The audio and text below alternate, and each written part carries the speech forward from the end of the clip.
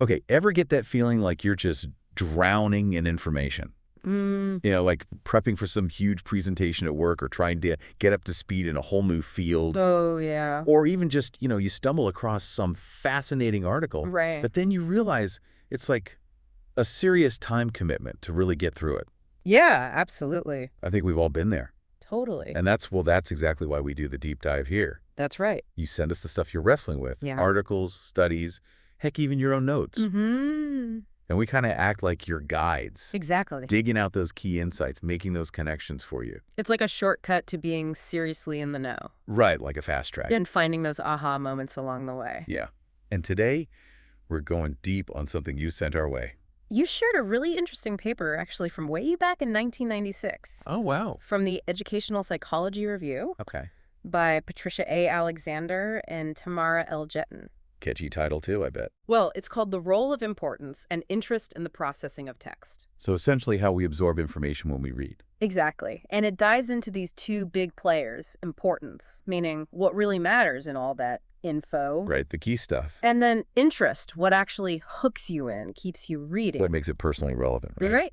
Yes. And the paper digs into how those two impact what you actually learn, what sticks with you. So our mission, if you will, on this deep dive I like it. is to figure out how importance and interest, these two ideas we think we know, Right. Seems simple enough. really work behind the scenes when we're trying to learn from what we read. And by the time we're done, you should have some pretty solid takeaways. Tools you can actually use to learn more effectively. Exactly. So importance, like at first glance, it seems pretty straightforward. Right. It's the value of something, how significant it is. But Alexander and Jetton point out that even defining this can get tricky. And the way researchers define it actually changes the whole game. The questions they ask, the results they get, it all stems from that initial definition. So it's not as cut and dry as we might assume. Not at all. There's been a lot of debate, even disagreement on what importance truly means. Interesting. Like everyone has an intuition about it, but nailing it down scientifically is harder. So how do they break it down in the paper? Well, they highlight three main perspectives on importance. One determined by the author, one by the reader, and one by the teacher. Okay, so let's start with the author. How do they signal what's important? So author-determined importance, sometimes called structural importance, is all about the text itself. Makes sense. The main ideas, the core arguments, the stuff the author's really trying to get across. Right, their main points. And the structure of the text often signals this. Think headings, subheadings, that kind of organization. So it's like a built-in roadmap. Exactly. And early research found that people who were better at picking up on this structure, They were better at understanding and remembering. spot on. It's like they could see the framework, so they grasped the key building blocks better. Interesting. And they found that well-written texts, what they called considerate texts, made it easier to recall important info. Considerate, meaning well-organized, I'm assuming? Precisely. And even more, they found that if you train people to identify these text structures, Their comprehension improved. yes, it's like giving them that map to navigate the information. That makes a ton of sense. So what about reader-determined importance? How is that different? This gets into a really interesting territory. This perspective draws on ideas from literary criticism and psycholinguistics. Those are some big words. But the basic idea is that importance isn't just sitting there in the text waiting to be discovered. Okay. It's created through this interaction between you, the reader, and the text itself. So what's important to me as a reader might not be important to you. Exactly. It becomes much more personal, shaped by your own experiences, your perspectives. Like, two people could read the same article and come away with different takeaways about what was most important. Precisely. And the paper points out that in this view, the line between importance and interest gets really blurry. They almost become the same thing. Almost. And interestingly, this perspective initially focused a lot on narrative texts, stories. Which makes sense, right? Yeah. Because what grabs you in a story is often subjective. It is. Like what details you latch onto, what resonates with you emotionally. Yeah, that's totally influenced by your own life, your own concerns. Exactly. But even within this reader-determined camp, a more moderate view emerged. Trying to find a middle ground, I guess. Right. They acknowledge that text features do play a role, but still emphasize the individual nature of processing. So it's like a combination of what's in the text and what's in your head. Exactly. And this led to research on how your prior knowledge shapes what you see as important or salient. Okay, so what you already know influences what stands out to you. Yes. And studies showed this pretty clearly. Like, an expert in a field might pick up on the significance of something that a novice would completely miss. That's a great example. It's like having a filter or a spotlight highlighting certain parts of the text for you. I like that analogy. And this also ties into research on selective attention. How much brain power we devote to different parts of what we're reading. Exactly. And the assumption is we focus more on what we perceive as important. Makes sense. But, and here's where it gets interesting, they found that even if readers paid more attention to structurally important information, So the stuff the author highlighted, the main points, right, they didn't always learn or remember it better than something they found personally interesting. even if it wasn't as important in the grand scheme of the text. Yes, it's like our brains sometimes prioritize what intrigues us, even if it's not the most crucial information. That's fascinating. So what about this third category, teacher-determined importance? This one's really important for anyone in a learning environment, whether it's a formal classroom or even just self-study with some kind of course. Right, because it brings in the role of the instructor or the guide. Exactly. The learning environment, especially a classroom, has a huge influence on what students consider important. Because there are external factors at play, like assignments and tests. Precisely. Think about it, what gets tested often becomes your working definition of important. Even if it doesn't perfectly match what the author emphasized or what you personally found interesting. That's the key. And the paper highlights that this is a crucial insight because what gets tested isn't always what's most important for deep understanding. It's like learning how to play the game of school, figuring out what the teacher values and prioritizing that. Exactly.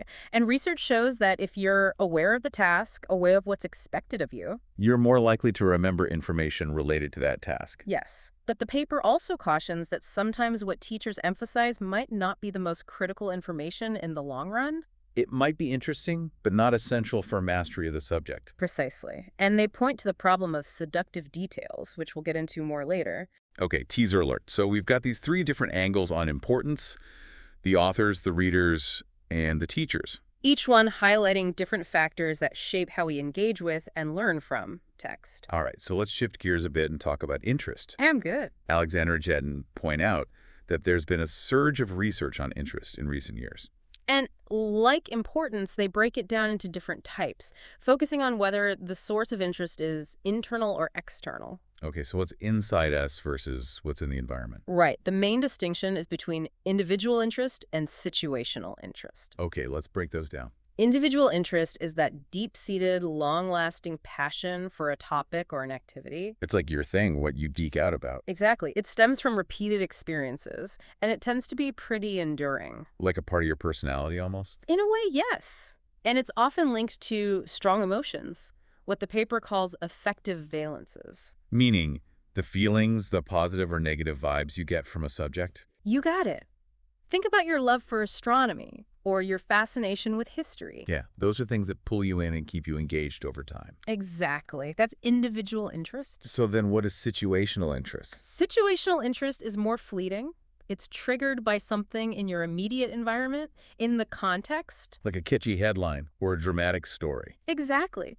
Certain themes, vivid descriptions, connections to your own life, those can all spark situational interest. But it's more surface level, and it doesn't last as long. Right. Change the situation and the interest might disappear. Like that super interesting anecdote in a textbook. Yes, it grabs your attention in the moment, but you might not actually care about the broader subject. So it's sparked by how the information is presented, rather than the information itself. Exactly. And the paper makes a point that even situational interest isn't just one thing. There's the catching aspect, what initially grabs your attention, and then there's the holding aspect. What keeps you reading? Precisely.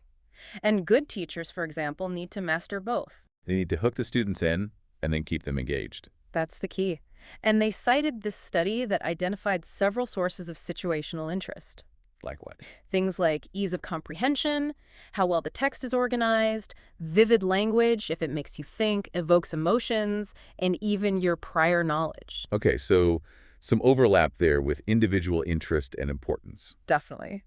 And they found that the more interested readers perceived the text to be. The better their recall was. Yes. So situational interest, when harnessed well, can definitely boost learning. All right, so we've got individual interest, the deep-seated passion, and situational interest, the more fleeting spark. And both can influence how we process information, but in different ways. Right, so now for the big question. How do importance and interest work together? That's where it gets really interesting. And Alexander and Jetton emphasize that the type of text you're reading has a huge impact on this relationship. The form itself really matters. They look at narratives, expository texts, and mixed texts. Okay, remind me what those are again. So narratives are stories, expository texts are designed to inform, and mixed texts blend the two. Like biographies, right? Perfect example. Now, one of the more consistent findings is that importance and interest tend to converge in narratives. Meaning what's important is also what's interesting. Exactly.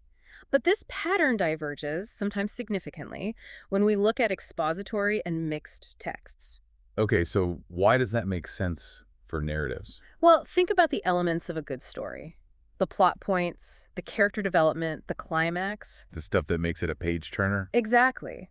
Those elements are usually both the most important parts for understanding the story. And the parts that keep you hooked. Right. The paper even suggests that the familiar structure of stories, that story schema with its setting, characters, plot, makes those important elements more recognizable and memorable. yes.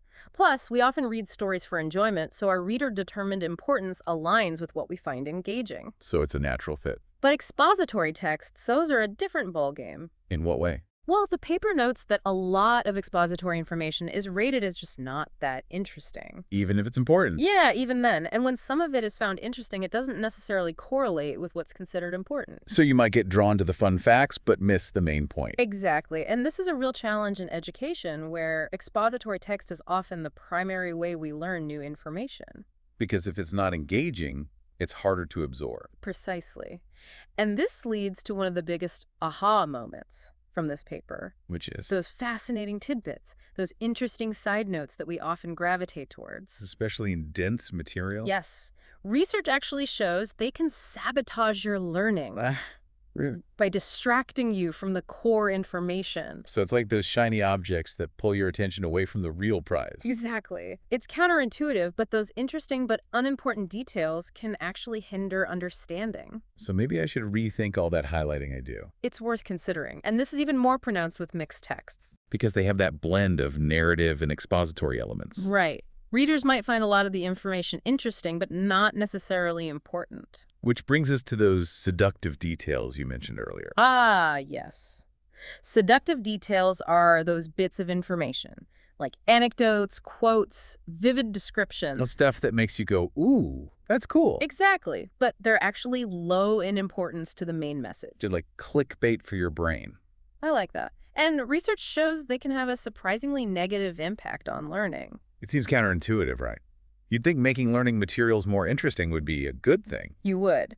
But studies show that these seductive details can actually distract readers. Even skilled adult readers. Even them. They get pulled in by the interesting but unimportant stuff, and then they have a harder time recalling the key ideas. So it's not just about making things interesting. It's about making the right things interesting. That's a great point. And the paper emphasizes that this seductive detail effect is worse with expository and mixed texts. Because the interesting stuff isn't as tightly integrated with the important stuff. Precisely. It's like those interesting bits are off on their own little tangents, distracting you from the main path. So what can we do about this? How do we navigate this tension between importance and interest? Well, the paper highlights the crucial role of your existing knowledge. So what you already know coming into the text. Yes. Your subject matter knowledge, both about the specific topic and the broader field, really shapes how you perceive both importance and interest. Especially when dealing with those trickier expository or mixed texts. Exactly. When you have a strong knowledge base, you're better equipped to identify what's structurally important. Like you can see the author's roadmap more clearly. Yes. And you're less likely to be swayed by those seductive details. It's like you have a filter that helps you separate the wheat from the chaff. Perfect analogy. You can see how the new information fits into the bigger picture, what pieces are truly essential. Like having a mental map of the subject. Exactly. And the paper notes that for readers with high subject matter knowledge, individual interest seems to be a stronger driver than situational interest. Because they're already invested in the topic. Yes. Their passion for the subject guides their attention. So building that knowledge base is key. It's fundamental, and this ties into findings that subject matter knowledge and interest are often closely linked. The more you know, the more you're likely to be interested, and vice versa. Precisely. It's a virtuous cycle. So we've talked about author-determined importance, reader-determined importance, and now we need to circle back to that third one. Teacher-determined importance or instructional importance. Right. As we discussed earlier, what teachers emphasize can really override everything else. It can. The paper mentions this fascinating study where they asked junior high teachers and their students to come up with questions about a passage on Stephen Hawking. Okay, so what did they find? Well, the students were surprisingly good at predicting what kinds of questions their teachers would ask on a quiz. Like they knew what the teacher valued? Exactly. But here's the catch. The content of those questions often didn't match up with the most important information in the passage. Meaning the students were learning what the teacher wanted, not necessarily the core concepts. That's right. They were learning to play the game of school, but maybe not gaining the deepest understanding. And was this driven by teachers focusing on seductive details? Sometimes, yes. The study found that teachers sometimes emphasize those interesting but less crucial tidbits. Like they were unintentionally leading the students astray. In a way, yes. It highlights how powerful that instructional emphasis can be. So even if students aren't great at picking out what's structurally important, They're really good at picking up on what the teacher signals as important. and that can shape their entire learning experience. It absolutely can. And they did a follow-up experiment with science teachers, which found something really interesting. What was that? Only the teacher with strong teaching skills and deep science knowledge consistently focused on the important scientific content. So it wasn't just about being a good teacher, it was about really understanding the subject matter. Exactly. And the students in that class were better at identifying the truly important concepts. Whereas the other teachers, their focus was more scattered, sometimes on superficial stuff or those seductive details. Precisely. It shows how important it is for teachers to have both pedagogical skills and deep content knowledge. That's a powerful combination. It is. And the paper also points out that some of the debates and the research around interest and knowledge might stem from researchers looking at different kinds of interests and knowledge. Like, are they talking about situational interest or individual interest? Right, or general knowledge versus specific subject matter knowledge. So more precise definitions would help clear up some of the confusion. Absolutely. And they highlight a gap in the research, a lack of developmental studies, looking at how these dynamics of importance and interest change over time. As we grow and learn. Exactly. Like, how does individual interest develop? Can reader-determined importance evolve into a deeper interest? Those are big questions. They are, and they're crucial for understanding how we learn across our lifespan. The paper also points out that most research is focused on traditional linear texts. But with the rise of hypermedia, those non-linear multimedia environments. We need to understand how importance and interest work in those contexts. Exactly. How do you determine what's important when you have so many different pathways? It's a whole new landscape. It is. And the paper advocates for moving more research into real-world classrooms. Seeing how these dynamics play out in the messiness of actual teaching and learning. Right, because controlled experiments are valuable, but they don't always capture the complexity of real-life learning. And they suggest exploring more academic domains, not just science and social studies. Yes. Different subjects might have different patterns in how importance and interest interact. So a call for broader research. Exactly. And for more creative ways to assess learners' importance and interest before they engage with the text. Not just after they finish reading. Right. So to sum it all up, what are some of the key takeaways for our listeners? Well, remember that importance can be defined in different ways. By the author, by you, the reader, or by your teacher. And interest comes in different flavors, too, from long-term passion to fleeting curiosity. And the type of text you're reading really matters. It does. Narratives tend to align importance and interest, while expository texts often see them diverge. And watch out for those seductive details that can pull you off track. Especially in those expository and mixed texts. Your existing knowledge is key. It helps you filter information and identify what's truly important. Especially in complex subjects. And don't underestimate the influence of your teachers or guides. They shape your focus more than you might realize. All of this raises an important question for you to ponder. Which is, how will you approach learning differently moving forward? Should we be consciously analyzing what makes information important or interesting to us? It's worth considering. How can understanding instructional importance be useful even outside of formal education? Could being more aware of those seductive details help us stay focused on what truly matters? Think about how these ideas can apply to your own learning habits. Because ultimately, it's about becoming more mindful, more strategic learners. Thanks for joining us on this deep dive. We hope it's given you some valuable tools for navigating the world of information and becoming a more effective learner. Absolutely. Thanks for listening. See you next time.